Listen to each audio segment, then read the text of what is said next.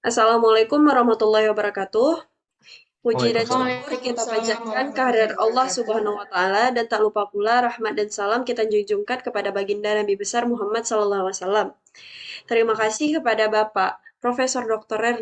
Renaldi Idrus, SSI, selaku dosen pengampu pada mata kuliah hari ini, dan kepada teman-teman sekalian yang telah bersedia untuk mendengarkan presentasi dari kami yang berjudul Fase Gerak HPLC dan HPTLC dari kami kelompok 1. Kemudian berikut adalah anggota-anggota kami. Yang pertama adalah Atikah Raihan Ramadan. Yang kedua adalah saya sendiri, Mazitul Ariza, dan kemudian Muhammad Akil, dan Saikha Sayuna Bilkis. Pada materi hari ini, kami akan menjelaskan mengenai pendahuluan, kemudian HPLC dan HPTLC, mengenai pengertian, prinsip, dan tujuannya, juga dengan komponen, diagram alir fase gerak, dan syarat fase geraknya. Kemudian yang terakhir, kami akan membahas mengenai perbedaan HPLC dan HPTLC itu sendiri. Pada pendahuluan ini, saya akan menjelaskan mengenai apa itu kromatografi dan apa itu fase gerak. Kromatografi sendiri adalah sebuah teknik dalam penelitian yang digunakan untuk memisahkan komponen campuran menjadi bagian-bagian partikel penyusun komponen dari tersebut. Hal ini dilakukan untuk melakukan pemurnian terhadap sebuah komponen campuran dengan melihat karakteristiknya seperti ukuran, massa, bentuk, dan lain-lainnya. Fase gerak sendiri adalah sebuah medium angkut dan terdiri atas satu atau beberapa pelarut. Fase gerak bergerak dalam fase diam, yaitu suatu lapisan berpori karena adanya gaya kapiler. HPLC atau High Performance Liquid Chromatography adalah sebuah teknik kromatografi cair atau LC yang penting dan sering digunakan untuk pemisahan berbagai komponen dalam campuran.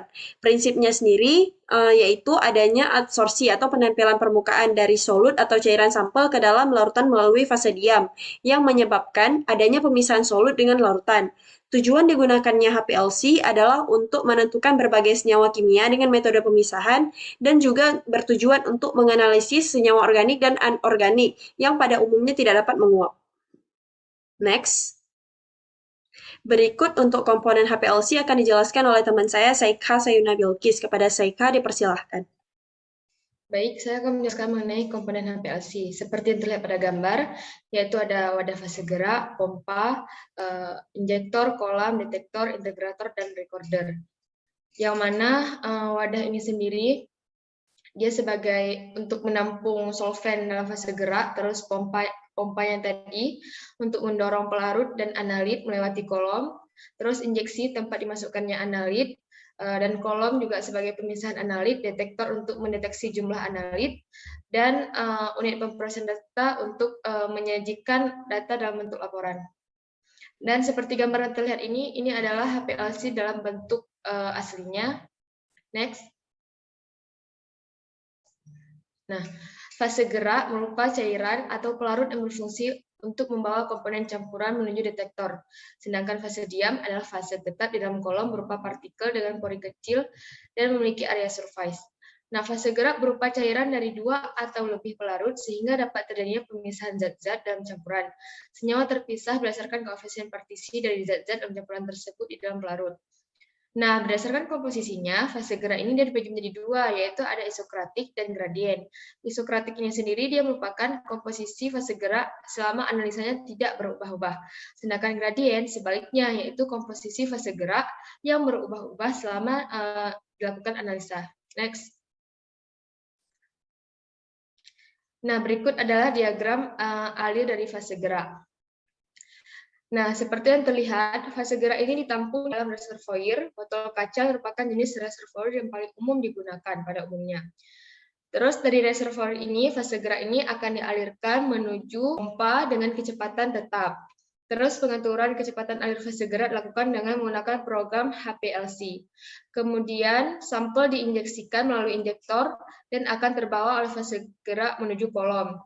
Nah, di dalam kolom tersebut, terjadinya proses pemisahan di mana komponen sampel akan ditahan oleh fase diam, kemudian akan larut oleh fase gerak dan terus-menerus dialirkan sehingga melewati kolom untuk menuju ke detektor. Nah, selanjutnya dari detektor akan mendeteksi adanya komponen sampel di dalam kolom dan menghitung adanya adanya kadar sehingga mengeluarkan hasil dalam bentuk angka pada layar komputer. Next. Nah, jenis fase gerak sendiri itu ada water atau buffer dan pelarut organik. Kalau water atau buffer itu ada buffer fosfat sama buffer asetat. Kalau pelarut organik sendiri ada metanol dan asetonitril. Selanjutnya. Jenis-jenis HPLC itu dari beberapa sumber, alat HPLC bisa dikonfigurasi sesuai dengan kebutuhan. Beberapa konfigurasi alat tersebut biasanya seperti isokratik sistem, itu teman-teman bisa melihat pada gambarnya yang paling kecil. Terus ada sistem with auto sampler, dan juga binary system with auto sampler. Yang kedua itu quarternya yang di tengah, dan terakhir yang letaknya paling ujung. Next. Saya kembalikan kepada moderator. Baik, terima kasih pada Seikha. Untuk penjelasan High Performance Thin Layer Chromatography, akan saya serahkan kepada Atika Raihan Ramadan. Kepada Atika, saya persilahkan.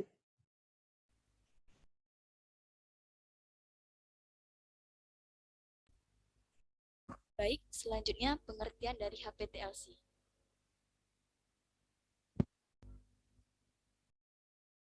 Pengertian dari HPTLC atau High Performance Thin Layer Chromatography atau HPTLC atau kromatografi lapis tipis kinerja tinggi merupakan modifikasi dari kromatografi lapis tipis atau TLC dengan pengembangan pada fase diam sehingga diharapkan hasil analisis memiliki efisiensi pemisahan dan limit deteksi yang lebih baik.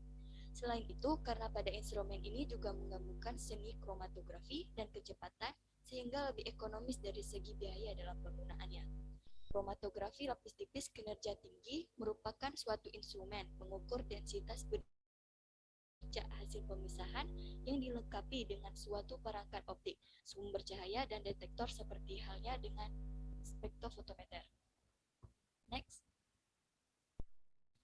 Selanjutnya ada prinsip HPTLC, memisahkan sampel berdasarkan perbedaan kepelarutan antara sampel dengan pelarut yang digunakan.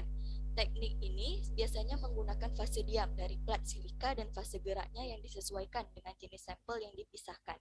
Tujuan dari HPTLC digunakan untuk kontrol kemurnian bahan kimia, pestisida, steroid, dan analisis air. HPTLC juga banyak digunakan untuk analisis vitamin, pewarna makanan yang larut dalam air, pestisida dalam buah-buahan, sayuran, dan bahan makanan lainnya. Selanjutnya akan dijelaskan oleh Muhammad Akil. Baik, terima kasih kepada Tika telah mempersilahkan saya untuk menjelaskan. Baik, selanjutnya saya akan melanjutkan tentang komponen dari HPTLC ini sendiri. Adapun komponen dari HPTLC ini yaitu yang pertama terdapat chamber atau ruang pengembang. Kemudian terdapat yang kedua yaitu scanner yang berfungsi pemindai dan terhubung langsung ke komputer. Pemindai menampilkan 3 sumber cahaya, lampu deuterium, lampu tungsten, dan lampu merkuri bertekanan tinggi. Adapun kecepatan pada scanner ini yaitu antara 1 dan 100 mm per second. Kemudian yang ketiga ada alat penderivatisasi. Alat penderivatisasi ini atau bisa disebut sebagai immersion device yang digunakan untuk pelaksanaan teknik pencelupan yang tepat. Kromatogram harus direndam dan ditarik dengan kecepatan seragam yang terkendali. Kemudian yang keempat ada spray kabinet. Spray kabinet. Kemudian yang kelima terdapat lempeng heater yang berfungsi untuk memanaskan pelat TLC pada suhu tertentu sambil memastikan pemanasan homogen di seluruh piring. Dan yang terakhir komponen dari HPTLC sendiri yaitu sprayer. Adapun metodologi dari HPTLC ini yaitu pemilihan fase diam, pemilihan lapisan, persiapan dan aplikasi, pengembangan kromatografi, deteksi, derivatisasi, immersing, penyemprotan, pemanasan, analisa, dan dokumentasi. Adapun fase gerak dari HPTLC ini sendiri yaitu pemilihan fase gerak didasarkan pada bahan adsorben yang digunakan sebagai fase diam dan sifat fisika dan kimia sampel. Dan bisa kita perhatikan pada gambar sebelah kanan yaitu lempeng silika gel untuk HPTLC ini yang secara umum bentuk dan ukuran dari pelat HPTLC ini lebih besar dari pelat dari pelat TLC. Bisa sampai menjadi 4 kali dari lempeng TLC. Kemudian selanjutnya fase gerak umumnya sistem yang digunakan berdasarkan sifat selektivitasnya beragam. Di antara lain yaitu dietileter, metilen klorida, dan kloroform yang digabungkan secara terpisah atau bersama heksana sebagai pelengkap. Adapun penyesuaian kekuatan untuk fase normal yaitu untuk TLC dan metanol, asetonitril, dan tetrahidrofuran yang dicampur dengan air untuk penyesuaian kekuatan fase terbalik pada TLC. Adapun syarat fase gerak HPTLC dan HPLC yaitu bisa melarutkan sampel. Yang kedua, kemurniannya tinggi atau bisa dibilang mendekati 100%. Kemudian viskositasnya rendah, sesuai dengan detektor, tidak bereaksi dengan sampel dan fase diam, tidak merusak sampel dan fase diam, mudah didapatkan, tidak beracun, titik didihnya sedang, mudah dipisahkan dari sampel, dan yang terakhir memiliki perbedaan koefisien distribusi dalam sampel. Baik, selanjutnya akan saya kembalikan kepada moderator. Baik, terima kasih kepada Atika Raihan Ramadan dan Muhammad Akil yang telah menjelaskan materi mereka. Selanjutnya saya akan menjelaskan mengenai perbedaan HPLC dan HPTLC. Next.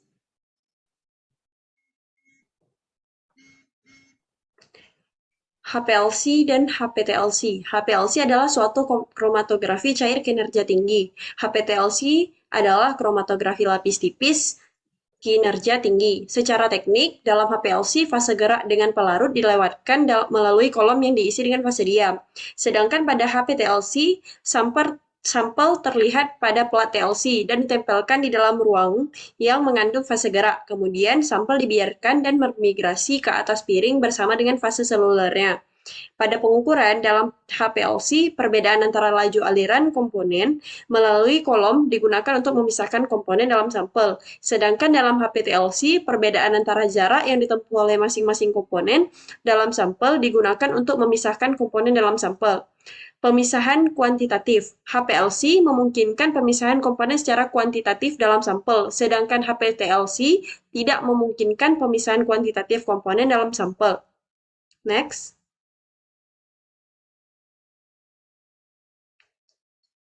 Next, kesimpulan yang dapat kami ambil pada presentasi hari ini adalah HPLC dan HPTLC adalah dua teknik kromatografi. Perbedaan utama antara HPLC dan HPTLC adalah bahwa HPLC memungkinkan pemisahan komponen secara kuantitatif dalam sampel, sedangkan HPTLC tidak memungkinkan pemisahan komponen secara kuantitatif dalam sampel.